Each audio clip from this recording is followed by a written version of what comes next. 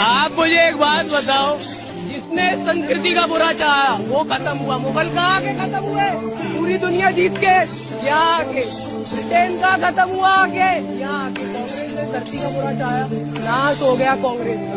ये उन लोगों के लिए मैसेज है आगे आने वाले, जो इस संस्कृति का बुरा चाहेगा उसका नाश हो जाएगा, उसका नहीं, उसके परिवार का नाश हो जाएगा, उसके वंश का नाश हो जाएगा। गांधी परिवार खत्म, अब नहीं बढ़ पाएगा कभी। कोई सी पार्टी जिसने भूमि का नाश चाहा है खत्म हो जाएगी एक दिन, और जो इस संस्कृति को आगे ले जाएगा उसको ईश्वर, हमारे राम, हमारे कृष्ण ऊपर ले जाके रख देंगे। आज मोदी कहाँ है? चरम पे। योगी कहाँ है? चरम पे। हेमंत बिस्वा कहाँ है? चरम पे। बागेश्वर सरकार कहाँ है? चरम पे।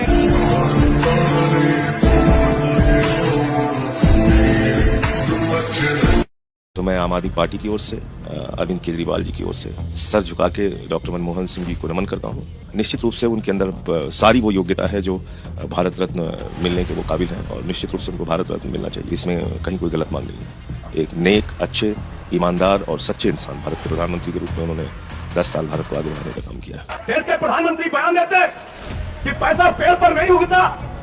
मनमोहन सिंह जी, हम जानते हैं कि पैसा पेड़ पर नहीं उगता, पैसा उगता है ए राजा के घर में, पैसा उगता है सुरेश कलमारी के घर में, पैसा उगता है अनिल मोदी के घर में, और पैसा उगता है 10 जनपद के अंदर। हम जानते हैं, हमको यह मत बताओ कि पैसा कहाँ उगता है। लेकिन आज के नेताओं को देखकर लगता है कि राजनीति गंदी है, ए राजा को देखकर लगता है कि राजनीति गंदी है। देश के प्रधानमंत्री पर जब कोयला घोटाले का आरोप लगता है तो लगता है कि राजनीति गंदी है। एक बार से इस देश की जनता, इस देश के मालिक तुमसे पूछ रहे हैं कि कोयला की दलाली में कितना पैसा था, इसको बताओ। प्रधानमंत्री जी, 2G स्पेक्ट्रम के नाम पर 1,76,000 करोड़ रुपए का घोटाला क्यों किया? कितनी दलाली किसने खाई? संभल में 1978, ये बिन कासिम का समय तो है नहीं, ये रंगीले शाह रंगीले का भी समय नहीं है। 1978 में हिंदुओं को घेर कर मारा गया, नृशंसता पूर्वक काटा, अंग भंग करके, और उसके बाद टायर डालकर आग लगा दी गई, उनको भस्मीभूत कर दिया गया।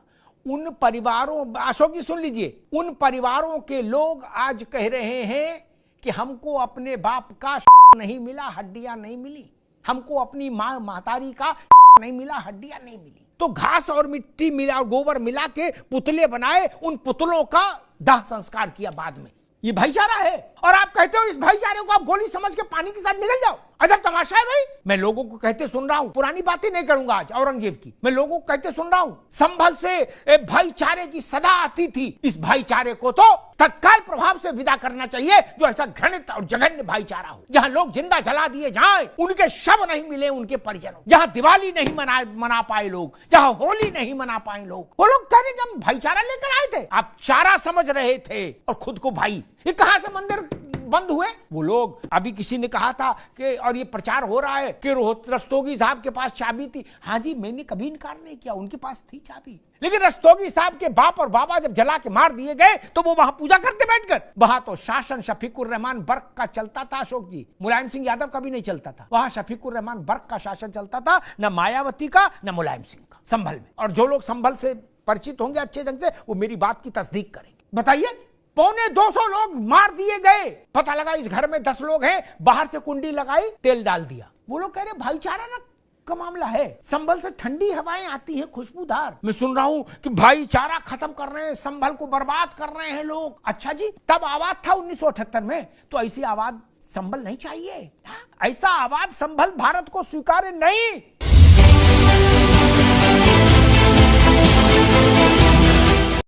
अरे हमारा तो उत्तर प्रदेश ऐसा है, यहां भी खुदा वहां भी खुदा, जहां नहीं खुदा है वहां कल खुदेगा।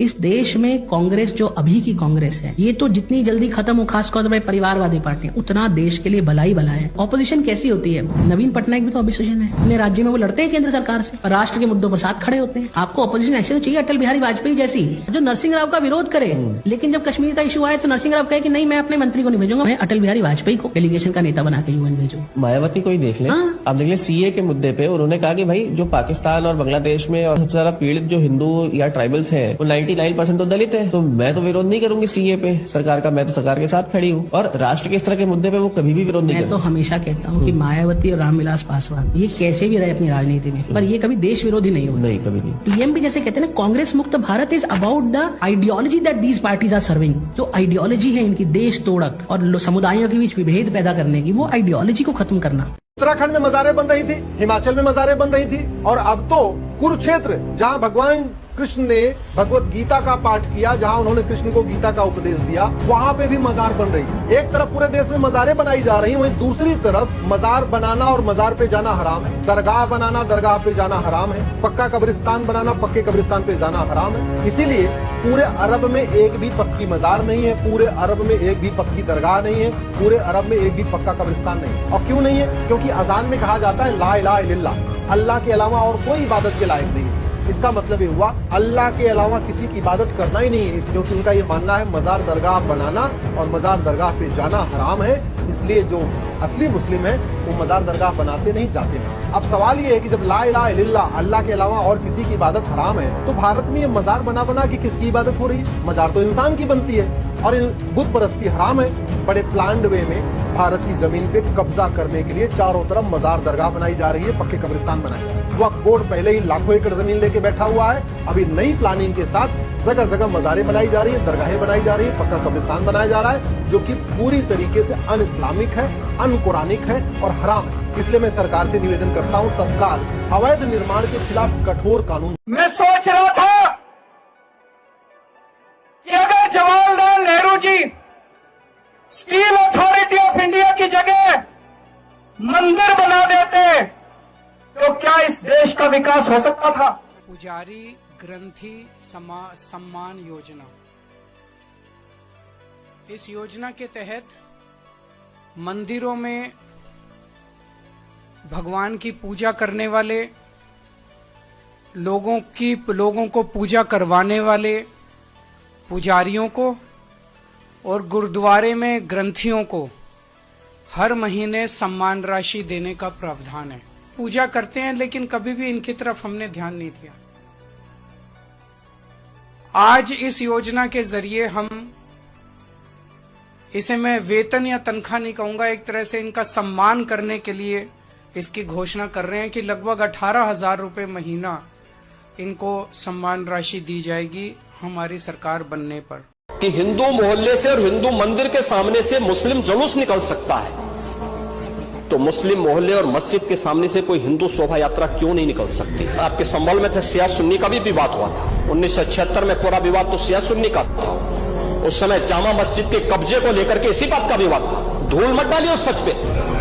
और लखनऊ का शिया सुन्नी विवाद ये भारतीय जनता पार्टी की सरकार के समय ही समाप्त हुआ है। आप लोग तो शिया और सुन्नी को भी लड़ाते थे, क्योंकि आपकी तो शुरू से ही राजनीति थी बांटने की और फिर कटवाने की, और इसलिए हमने कहा कि न बटेंगे और न कटेंगे। कई बार हम पर आरोप लगता है कि घुसपैठिए घुस गए बांग्लादेशी और होंगे, आप क्या करे हो? लगभग 96% सीमा पर फेंसिंग हो गई, घुसपैठ वहां से नहीं हुए। 4% सीमा खुली है, आज भी खुली है। वहां नाला है, नदी है, ब्रह्मपुत्र जैसी भी नदी है, कई बड़े बड़े तालाब हैं, भयंकर जंगल की सीमाएं हैं, पहाड़ियां हैं जहां उबड़ खाबड़ जमीन है, जहां लेवल नहीं है, वहां फेंसिंग हुई। 96% सीमा पर फेंसिंग हो चुकी है, 4% सीमा से घुसपैठ हो रही है। इससे गांव चिन्हित कर मैंने दिसंबर 2019 में राज्य सरकारों को भेजे हैं। कितने गांव के पटवारी, पुलिस थाने और कलेक्ट्रेट को आप जरा सेंसिटाइज करिए। नया रेशन कार्ड बनाने कोई आता है, कोई आधार कार्ड बनाने आता है या मतदाता सूची में नाम देखना है, तो उसकी पूछताछ ढंग से हो। असम में रुक गया, मैं विश्वास दिलाता हूँ उड़ीसा में भी रुक जाएगा, मगर बंगाल में नहीं रुक रहा है, झारखंड में नहीं रुक रहा है, क्योंकि कुछ सरकारें ये घुसपैठियों को अपना वोट बैंक मानती और रोकना नहीं चाहती। हम पर आरोप मटे 96% कैंसिल हो चुकी। 4% गाँवों में इलेक्शन है कि आपकी जिम्मेदारी नहीं है, आपका देश नहीं, आपका राज्य नहीं, देश की सुरक्षा राज्य का जिम्मेदारी नहीं। क्या कर रहे हैं आपका पटवारी, क्या कर रहे हैं आपका पुलिस स्टेशन, क्या कर रहे हैं आपका कलेक्टर? उनको चिंता है पाकिस्तान से और बांग्लादेश से सरदार हिंदू यहाँ ना आ जाए। सीए मत करो, उनको रोक लो, इनको आने दो कि वो उनकी वोट बैंक है। मैंने इतनी नीचे स्तर की राजनीति मेरे जीवन में। अंग्रेजों ने हमारे ऊपर 200 साल राज किया था। उन 200 सालों में वो हमारे देश को लूट के लंदन में पैसा ले जाते थे, लेकिन मुझे लगता है कि इन 10 सालों के अंदर डॉक्टर मनमोहन सिंह, राहुल गांधी और सोनिया गांधी की सरकार ने जितना घोटाला किया और जितने पैसे ये स्विस बैंकों में लेके गए वो शायद 200 साल में अंग्रेज भी नहीं ले जा सके। कांग्रेस ने सारे कुकर्म किए, कोयला खा गई, लोहा खा गई, 2G खा गई और आगे कर दिया मनमोहन सिंह को। कुछ नहीं बोलता मनमोहन सिंह, आगे कर दिया, साइन करा दिया फाइलों पे। लेकिन आज के नेताओं को देखकर लगता है कि राजनीति गंदी है। ए राजा को देख के लगता है कि राजनीति गंदी है। देश के प्रधानमंत्री पर जब कोयला घोटाले का आरोप लगता है तो लगता है कि राजनीति।